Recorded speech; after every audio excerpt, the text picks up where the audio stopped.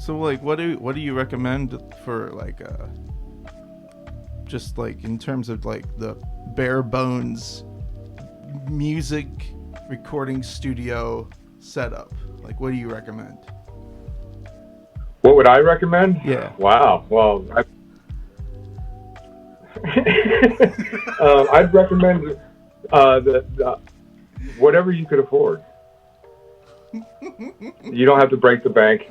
No, seriously, I mean that in all seriousness. Whatever you can afford, it doesn't have to be a lot. $300 can get you set up with a nice recording system to, get started and make extremely good quality music for little to nothing. Like a little Focusrite, 2i2, Audio Technica 2035 microphone, Yeah. set of Audio Technica headphones, and some software. I mean, whatever software, GarageBand or Studio One or Pro Tools or whatever software that you feel comfortable with, and that alone is going to be better than any recording gear that we had 20 years ago for hundreds of thousands of dollars. So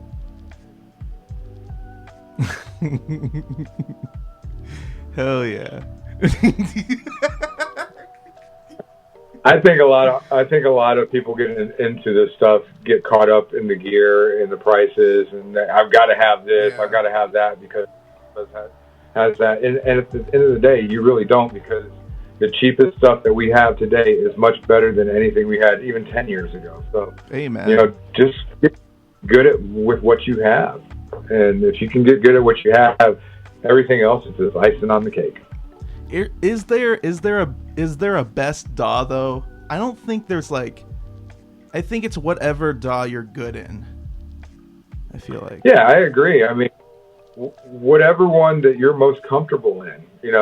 I look at it like living in certain areas, neighborhoods. Whatever area you're comfortable in is where you're going to move to, and you feel comfortable, to access to food and stuff like that. It's the same kind of concept with recording software. Whatever is the most comfortable, ease of use, you're familiar with it, you can move around quickly.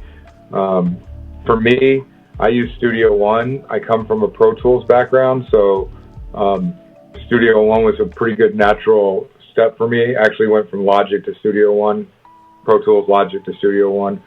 I was looking for something that didn't tax the computer as much as some of the other programs do. Yeah. And when I was searching that out, Studio One was a relatively unknown or not as well known as the others like Logic and Pro Tools and Ableton, Reason, stuff like that. But the workflow, the space, everything was very similar to Logic and Pro Tools. So I was very comfortable in it immediately. And then it was easy to find things. So, it doesn't really matter. It's just whatever you're good at. Some people are really good at Fruity Loops, FL Studio. I look at it and I don't understand where to even begin. Or Ableton. Yeah. I have a hard time wrapping my head around just the environment when I open it up. So I'd be there for hours just trying to figure it out, and that's not going to help me out in the long run. So if I need to get moving and productive, I'm just learning it. That's one thing. So yeah, there's really no best DAW. It's just whatever is kind of like a car, whatever fits you best. And then there's that one guy. You're Subi. And then there's that one guy who's just really good at Reaper. Like, it's just like there is that guy. Yeah. Like how do you deal with this interface? Like I took one look at Reaper and I was like, nah, I'm gonna get Logic.